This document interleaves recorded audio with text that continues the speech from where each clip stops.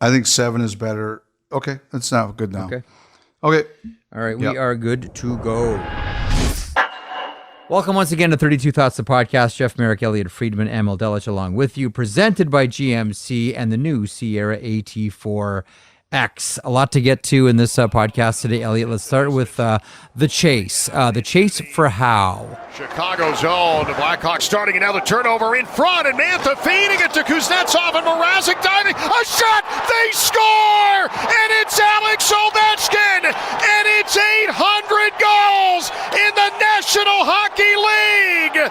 The bench empties. Alex Ovechkin is the third player in National Hockey League history to score 800 goals. He does it here in Chicago, Illinois on the 13th of December, 2022. History here at the Madhouse on Madison. Alex Ovechkin, Gordie Howe, and Wayne Gretzky are now the only 3 skaters ever in National Hockey League history to score 800 goals. Alan May, I can't believe it. The chase for number 2 didn't happen. Dallas Stars beat the Washington Capitals 2-1. Lone goal for the Capitals scored by Connor Sherry, and some interesting motivation here by Dallas head coach Peter DeBoer. So remember this whole BX Achara thing about motivation and what really happened in that 2011 series? I got a call from someone who said, this whole thing is ridiculous. Your motivation should simply be to win the Stanley Cup. Who cares if they celebrated or who cares if they didn't? The Stanley Cup is right in your touch. That should be all it takes. And I think generally that's true, Jeff. But I think sometimes, whether it's a long season or you're battling through what you have to go through to win the cup, you need someone to remind you of why you are there or give you a slight kick in the pants. And here's Peter DeBoer with all the Capitals fans in their glory at home, riled up to celebrate 801 and possibly 802. And he tells his team, hey, guys. Yeah, I mean, I think Pete said before that these next 2 goals that he's going to score, the whole team's going to come off the bench. So obviously I don't want that to happen, and not against us. So we can do that stuff another night. And, it's always fun playing, one of the best to ever do it. And it's a fun challenge, and, we stepped up. And I know people who would roll their eyes at that, but you know who didn't? Jake Oettinger. And that's the guy who matters the most. He was like, that's red meat to me. I'm not letting that happen. And I think the Capitals fans deserve to see Ovechkin do this in front of them. Like, the Capitals fans are spoiled, right? They've watched Ovechkin now for 16 years or however long it is, and he's done all these great things. But I think about a lot of like the biggest moments. The Stanley Cup was won in Vegas, right? And they all celebrated and they all got to be part of it. That became part of the story, though. Like, that became like the best celebration ever. Bellagio Ovechkin. Partying in the fountains and everywhere with the fans. But also, like, the incredible night in Chicago the other night came, as I said, in Chicago. I think there is something about that if he's going to pass Gordie Howe. And first of all, Mark Howe's done a ton of great interviews, and I think he's going to do even more. I would like to see it happen in Washington, Saturday night on Hockey Night against Toronto, Monday night at home against Detroit before they go to Ottawa. I think there would be some poetic justice about doing it there. But I just have to say that was Peter DeBoer knew who he was talking to, and he was talking to his goalie, and his goalie took that as, wait, what? That's not happening on my watch. So big night for the Dallas Stars, shutting down Ovechkin and picking up the 2 points. They beat the Washington Capitals by a final score of 2-1. One of the other big stories that we've been talking a lot about, Trevor Moore, you've been writing about him, saying, hey, a new deal is on the horizon. It arrived on Thursday, 5 years, $21 million. And Trevor Moore goes right about the business of earning his money. The shootout winner as the Kings beat the Boston Bruins. Trevor Moore can win it. He'll pick it up. Here in round 7, Moore in on goal, shoots, scores! Trevor Moore wins it in a shootout. The Kings rally here in Boston to win it 3-2. They were down 2-0 in the third period. A pair of Kempe goals tied it. And after a scoreless 5 minutes of overtime, we go to 7 rounds of the shootout. Do you have a thought on all of this, Frege? Well, first of all, what a great night and for Trevor Moore. And this one had been trending towards getting done for some time now. And I'm glad it got done. Here's a guy who was a total long shot. This is a guy who was not drafted. He was a college free agent out of the University of Denver because of where he was born in Thousand Oaks, California. I remember once having a big argument with Scott Russell, and this has got to be even before I got hired at Hockey Night in Canada. I had a big debate. I think it was on like a TV Ontario show with Steve Paikin. Oh, wow. About who was bigger, Wayne Gretzky or Michael Jordan. And at that time, I still did a lot of basketball, and I'm a big Jordan guy, and I've always been a big Jordan guy. And Scott Russell argued for Wayne Gretzky, and he said, how many teams in the NHL exist because of Wayne Gretzky and being traded to the Los Angeles Kings?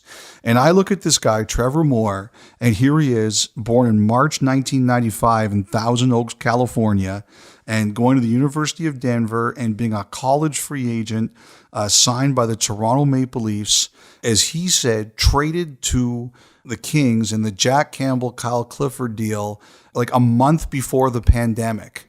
And what does he do? He comes out and he gets a $20.8 million contract. I mean, this is a success story of success stories. It's a great story, however you write it. And then, as you said, he goes out and scores the shootout winner against the Bruins. And it's almost like he says, hey, Kings, you didn't do enough for me today. You didn't just hand me $20 million. Like, I'm going to validate this all on the first day. Yeah. On the first day. It's an awesome story. We've been talking about California kids and focusing mainly on Jason Robertson, but this is another great one. And one of the things I wonder about the Kings right now, they sent Quentin Byfield down to the Ontario Reign, wanted to give him a long stretch of playing a lot of minutes, and he is producing for them. Like when you send someone like Quentin Byfield down to the American League, Frege, you kind of cross your fingers and say, guy, go down there and rip it up. Force us to call you up and get you back in the lineup. This is a second overall draft pick that they've invested tons in. And I don't know how they do this and what the subsequent move is, but do you not kind of get the feeling that Byfield's really forcing LA's hand here? Like they have to call him up soon-ish, don't they? I think they like very much that he's making their decision hard on him. Big time. That's what I think they like the most. We'll see what happens there. So a couple of other things here that I wanted to get into. We haven't really talked here on the podcast. We have on the radio show since the Board of Governors. And, we've talked plenty about what that... Well, a couple of things. One, not too long ago, Gary Bettman, musing about a $4 million bump in the salary cap, which, everyone, passed around, like catnip. And we all go, ooh, goody, goody, goody. Here we go. There's going to be some more flexibility for general manager in the offseason. And then it was cold water in a bucket of it at the Board of Governors with the musings that, well, most likely it's only going up $1 million. I think you've rightfully and others too have said, I wonder if this is a not so subtle attempt to lure the NHL Players Association into a negotiation to raise the salary cap next summer. What's the latest on this? And I will call it a saga because I expect it to continue. What's the latest on this salary cap saga? Well, it will continue, Jeff, because it doesn't have to be decided until June. Mm-hmm. That's about the time when the NHL basically goes through its audit or decides here's what the revenues are. And with the Players Association, they figure out what the cap is going to be for the next year. So we still have time.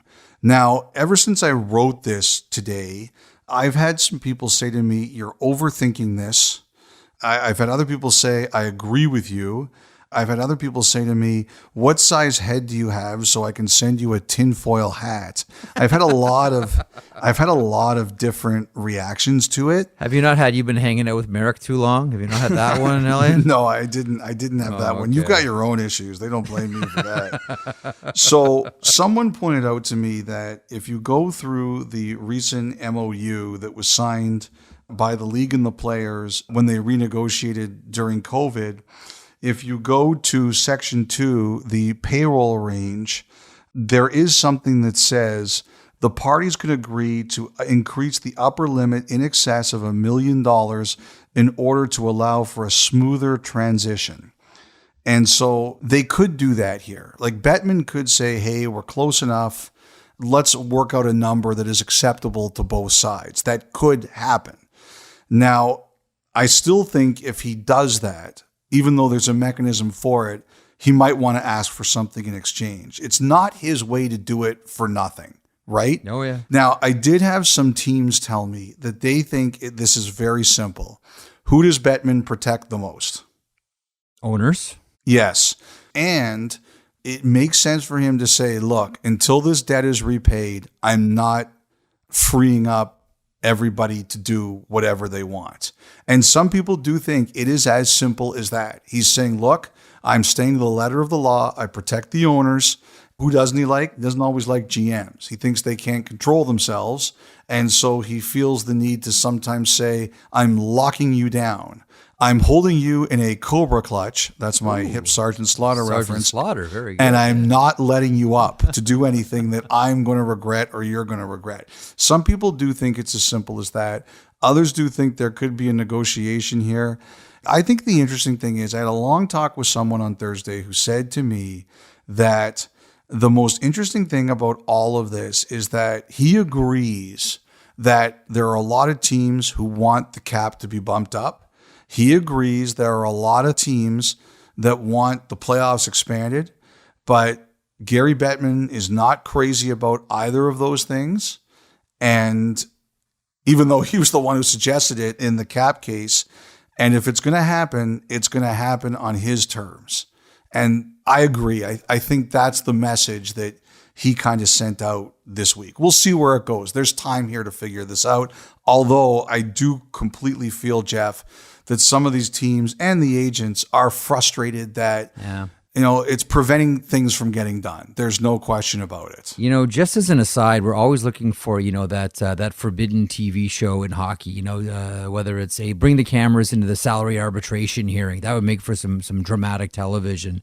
I'm sure you've heard these stories before.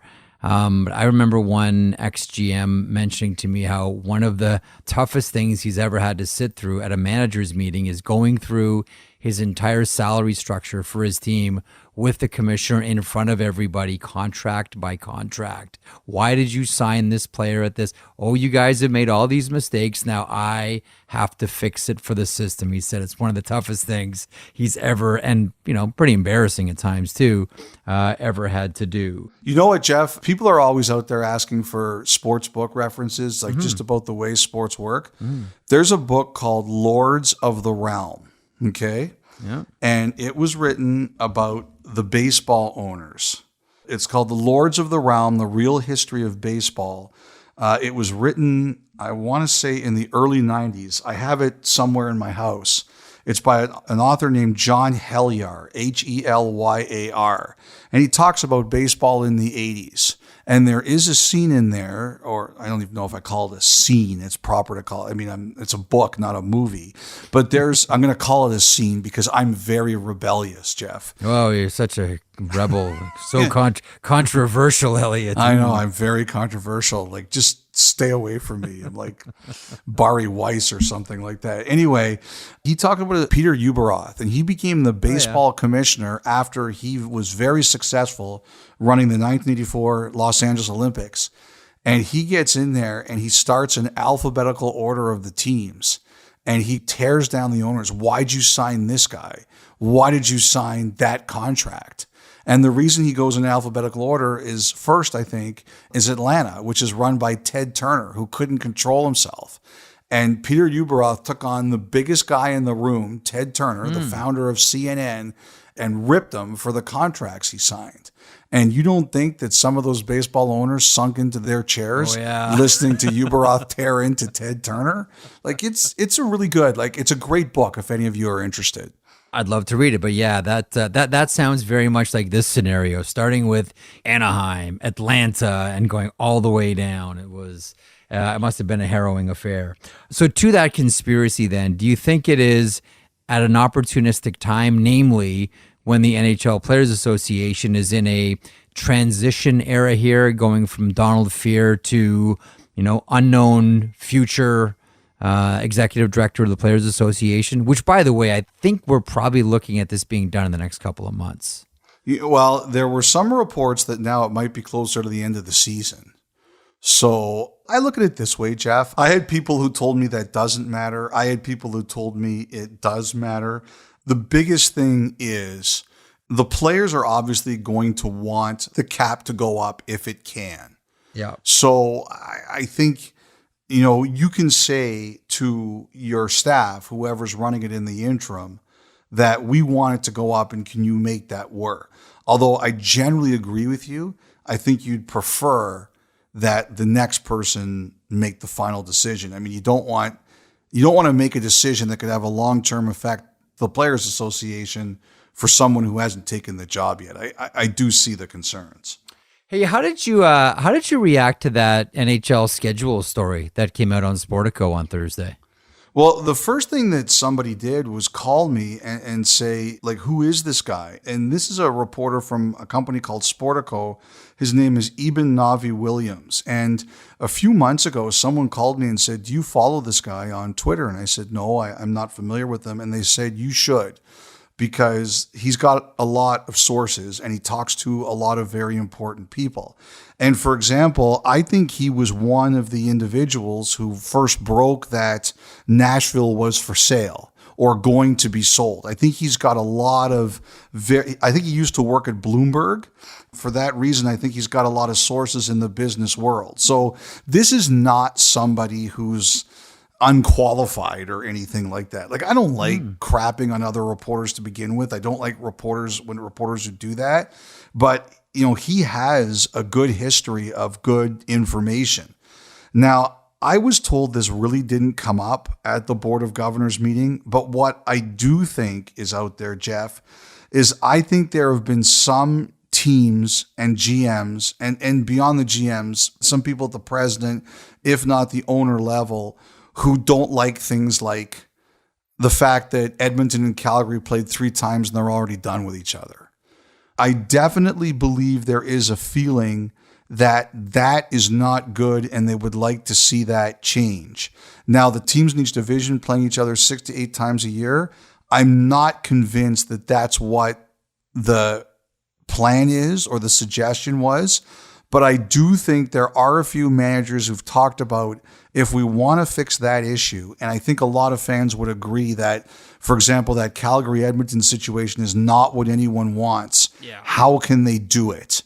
And one of the things I do think that's been discussed out there is, can we maybe play less games against the other division in our conference and more against our own division? That's what I've heard. So I don't know that scenario that came up today is serious, but I do think he's right in the sense that some of the teams have looked at the current matrix and said that isn't good enough for us. All right. Elsewhere, a couple of quick hitters here. Is it a take it to the bank that no matter who ends up with the Ottawa Senators, Ryan Reynolds is going to be involved? The league says no officially. But at this point, it feels like the most massive downer for Ottawa Senators fans if it doesn't happen. Like, this really is a masterclass at how you get attached to an ownership group here being conducted by Ryan Reynolds. Put it this way, we asked the league specifically that if it had to happen, and they said no. But it's going to be a massive bummer if it doesn't occur, right? At this point, 100%. These waters have been chummed for Ryan, no matter who ends up with this thing. This is a tidy bit of business by him here. I'm really impressed.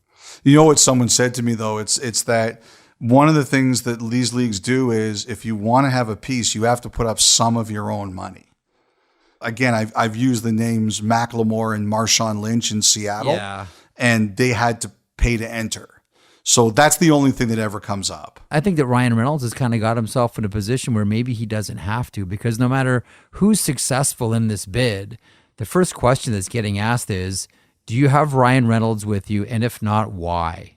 I do believe at least one of the bids, at least one, and could be more for Ottawa, has spoken to him or at least has at least an understanding with him. But one of the things I've learned over the years is that the people who are successful enough to buy these franchises, they don't give away things for free. I get it. Jeff, you could say, I am donating 30 minutes of prime real estate on the Jeff Merrick Show to whoever buys the Ottawa Senators a day. 30 minutes a day, you get to come on and say whatever you want.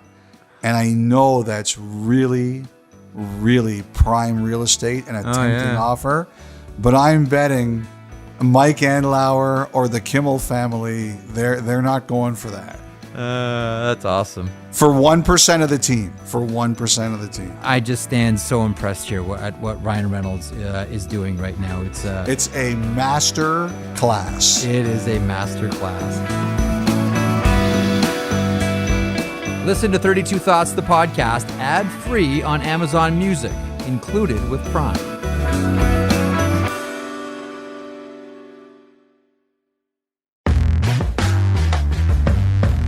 A couple of things that you muse about in the 32 Thoughts blog at sportsnet.ca. More expansion, sir? More expansion?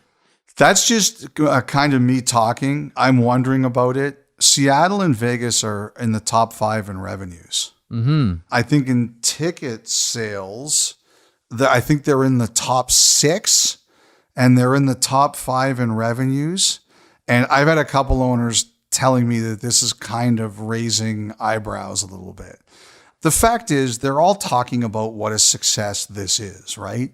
And they've got to sort out Arizona and, kind of figure some things out. But I don't know, Jeff. Like, I had a couple guys say to me, these teams are so successful and everyone sees it. What's that going to mean? Well, just have a look at how many groups are interested in the Ottawa Senators. Like, we've talked about this before. Like, there is major demand for sports organizations right now. Yeah. There's major demand. And that's although I want to see the difference between the people who are kicking tires and the people who are really serious. There are big money people out there that want this, and big money groups, not unlike what we just saw with Fenway and how they conduct business. I think it would be foolish to suspect that they're the only ones that are going to follow that model. Strongly suspect there's going to be more like that to follow. But I'm with you. I think they look at Seattle and Vegas and say, let's look around the map here. Who could be next?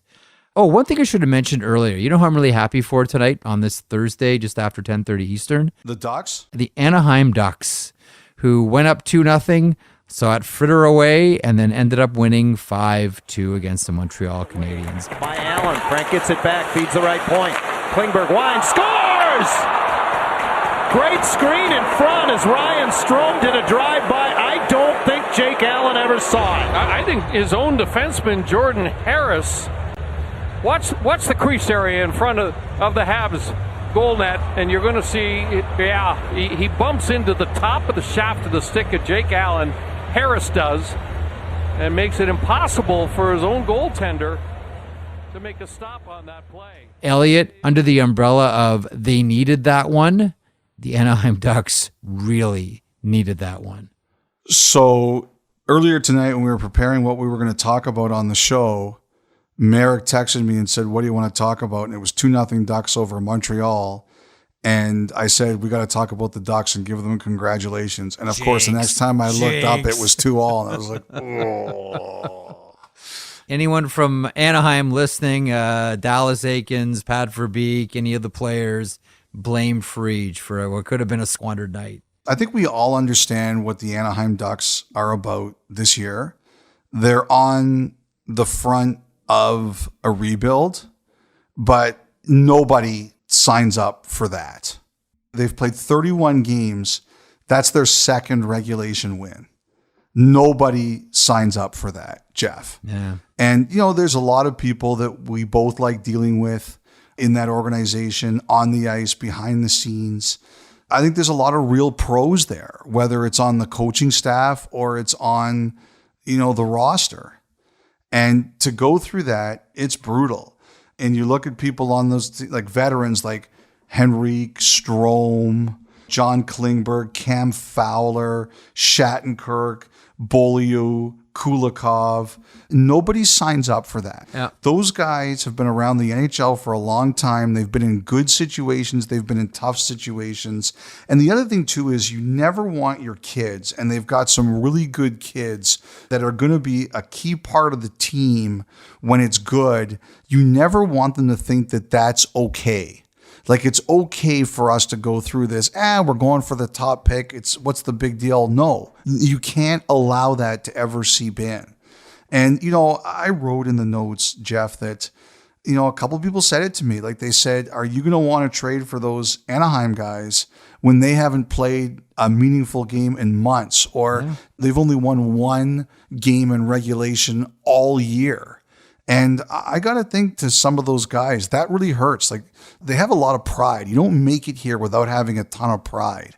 I'm happy that they got a little bit of a reward. They really miss Ryan Getzlaf. Yeah. Not that I think that they would be a playoff team with him, but I don't know that this happens this way if Ryan Getzlaf is still on the team. Ladies and gentlemen, this past Saturday on the road against the Dallas Stars, Red Wings forward David Perron skated in his 1,000th National Hockey League game, becoming just the 374th player in NHL history to reach this remarkable milestone. David was a 2007 first-round draft pick of St. Louis, who went on to play nearly 700 games in a Blues sweater, in addition to time with Edmonton, Pittsburgh, Anaheim, and Vegas, before signing with Detroit in 2022. At this time, we ask that David make his way to the Zamboni entrance for a special ceremony recognizing this outstanding accomplishment.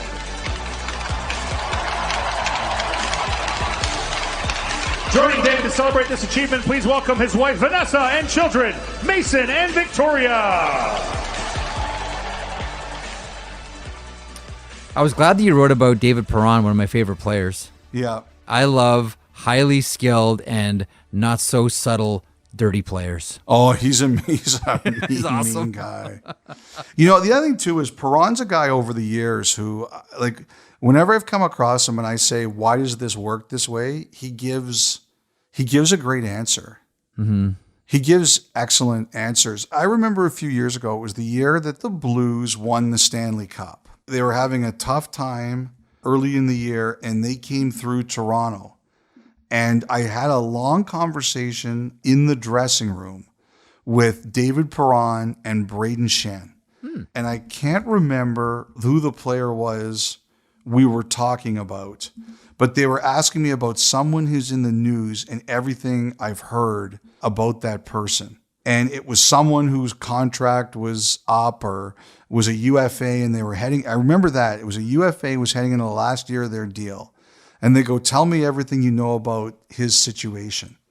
And I was talking to them about it, and I told them I was working on it.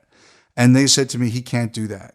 He cannot do that. Whatever it was. And I said, why? And they both laid it out to me like it was Perron and Shen, and they were taking me through the process, and they were saying, when you report this is what you should say, that other players tell you that this is what this guy should do, and this is what he should ask of the team, and this is what he should consider acceptable, and this is what he shouldn't. And it wasn't only about business, but it was also about play. Like, if I saw a play, Perron was always really good about explaining to me why things happened. But I always remembered that conversation with him and Shen. And I did have a player who texted me who said, like, who are the 20 guys who you think really know a lot in the league? And I would say, I felt Shen's one of the guys. I kind of would probably have to put Braden there, and Perron would be a third. Like, just the way those two guys talked about the situation that player was in. And there was another time, I remember talking to Perron in Pittsburgh about the way he played and playing with Crosby. It really broke it down for me. I'm a huge Perron fan. I think he's a really cerebral, smart guy. Favorite hockey player growing up? Alex Kovalev. Yeah. Wanted to dress like him, play like him, and every now and then you see a little bit of Kovalev. And don't forget, too, Kovalev, as you know, Freej, when he wanted to, could be real nice and dirty. Yes. He could be that player. That's one of the reasons why I love David Perron. I also liked how you wrote about, the story about the uniforms, and I'm with you on the Florida reverse retros. I think they're gorgeous. I think that logo is beautiful. And your story about Lou Lamoriello and New Jersey was a fascinating one. You want to share that one? Because I got something to add to that. Well, sure. Basically, what happened was on Monday's pod, we talked about, and I said how I loved the reverse retros for the Panthers. And I do think the Panthers have some big plans for those. Great. And I think it's great. I love them. And I got a text from a broadcaster, and, I like to keep people's names out of these things. So if anyone gets mad, they can spit on me and not these other broadcasters. But, he said, I disagree with you. I don't think you can read them, and I don't like that. And he said he heard a story where Lou Lamoriello, when the Devils were changing their uniforms, sat in the last row of the arena and had someone skate to the other end of the ice. And he said, if I can't read the name, we're not using those uniforms. The fan in the last row, and then it was the Meadowlands or the Brendan Byrne Arena, whichever you want to call it. Mm-hmm. He said if a paying customer in the last row of the stadium could not see a player at the other end of the ice, the jerseys were not acceptable. So I pulled him aside at the GM meetings. I asked him if that's true.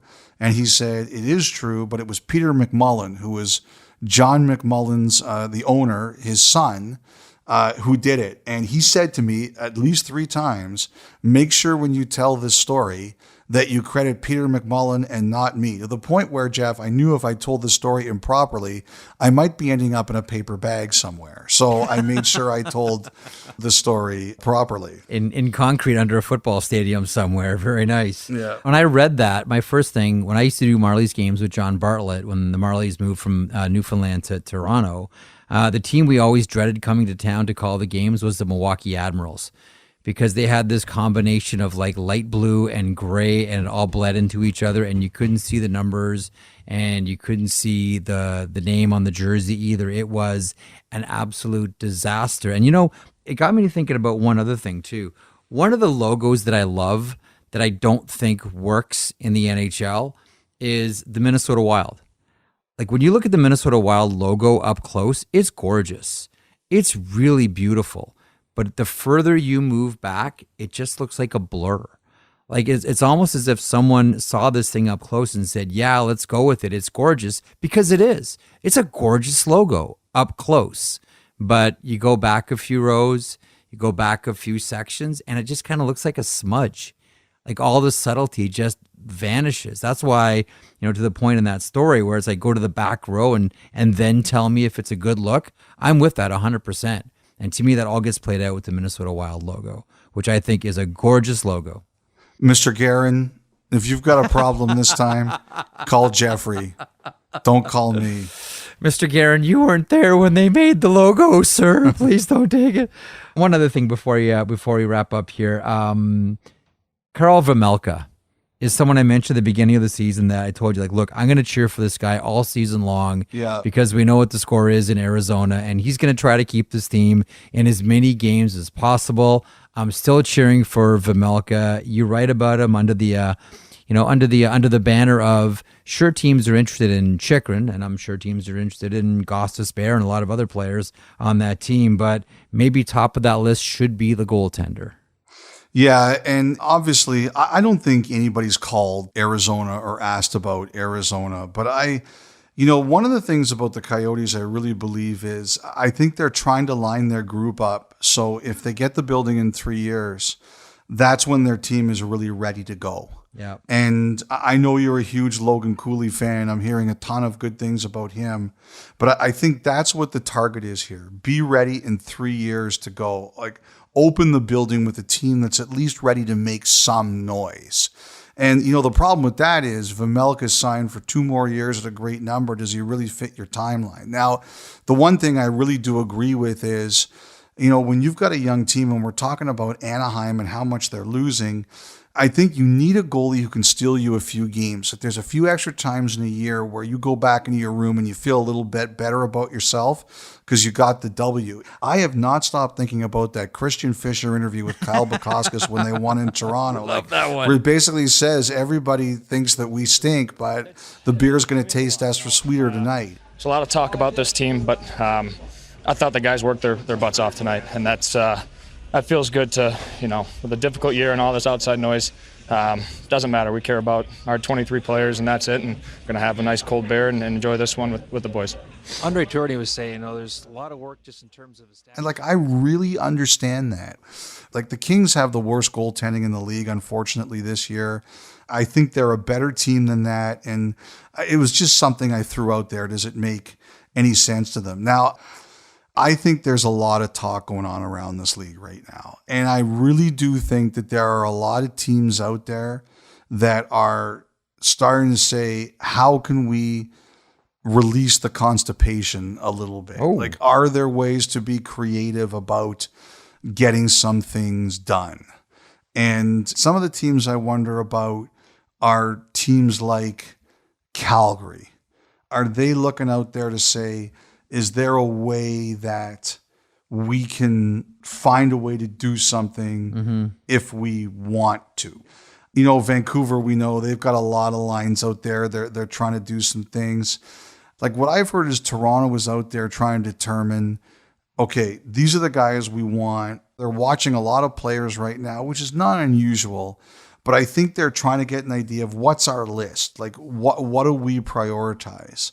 And I think there's some other teams out there who are kind of looking at it and saying, is there any way we can try to do some things? I think Vancouver would like to create some space to, sign an Ethan Bear, for argument's sake. That's going to take them, clearing some things. So I think there's some teams out there who are trying to see, can we break the log jam to get some stuff done? Release valve is what a lot of teams need right now. That's the way I've been describing it, Elliotte. They need a release valve. And you know what time it is now, Freach? What time is it? It is time for you, me, and Emil to take the L out of Loverboy. Show's over.